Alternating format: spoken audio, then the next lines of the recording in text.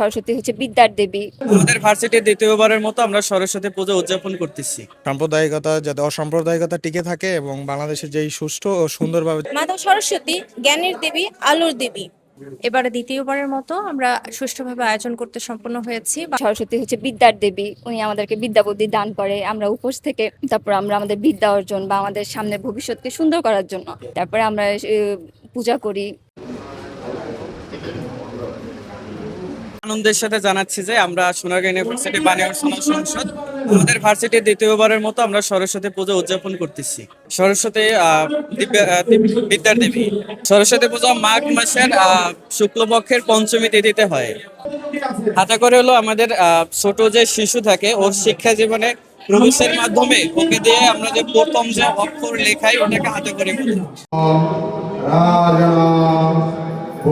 Varsity যত বাংলাদেশে যা আছে সবখানে কিন্তু এই পূজাটা হয়ে থাকে, কারণ এটা হচ্ছে আমাদের বিদ্যার দেবী। বিদ্যার দেবী আমাদের যে আমরা বিদ্যা গান শেখা, এক কথায় মানে এই রিলেটেড যেগুলো আছে এগুলো আমাদের এই আরাধনাটা করে থাকি।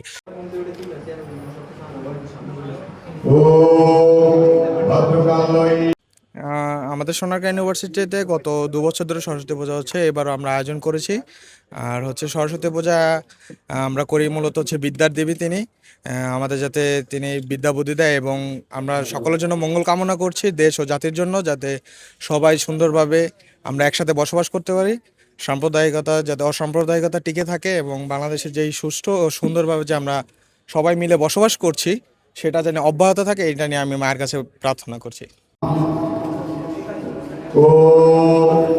মাতা সরস্বতী জ্ঞানের দেবী, আলোর দেবী।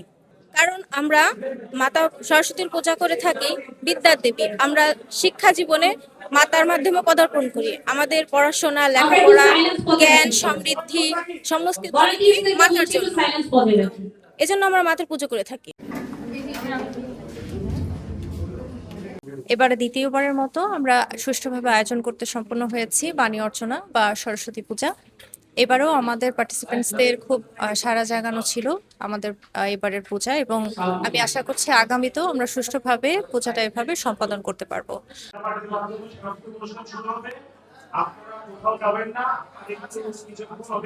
সব মিলিয়ে উৎসবের রঙে রাঙানো সরস্বতী পূজা জ্ঞান ও সংস্কৃতি পৌঁছে দিচ্ছে তরুণ প্রজন্মের মাঝে। সোনারগাঁও ইউনিভার্সিটি থেকে জুবায়ের আলম, ঢাকা।